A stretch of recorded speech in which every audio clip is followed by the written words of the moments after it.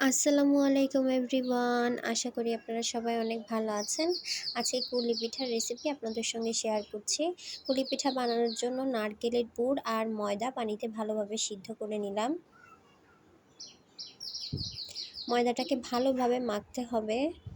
ময়দাটা যত ভালোভাবে মাখা হবে পিঠাটা তত মজা হবে।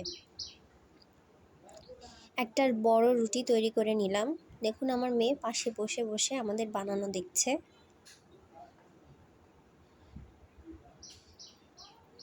বড় রুটি থেকে ছোট ছোট করে রুটি কেটে নিলাম। এরকম ছোট ছোট করে কেটে নিলাম। মাশাআল্লাহ, সে রান্নাও করতে পারে। ছোট রুটির ভিতরে কিছুটা পুর দিয়ে রুটিটাকে ভালোভাবে আটকে নিলাম।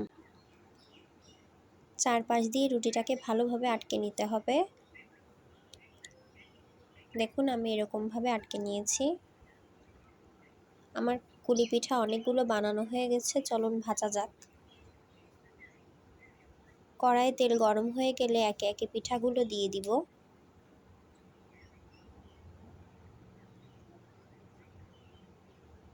এপাশ ওপাশ করে ভালোভাবে ভেজে নিতে হবে।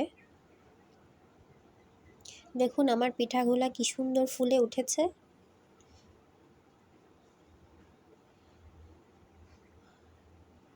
আমার পিঠা ভাজা প্রায় শেষের পথে, এবার পিঠাগুলোকে তুলে নিব। মাশাআল্লাহ, দেখতে যেমন হয়েছে খেতেও তেমন মজার। আল্লাহ হাফেজ।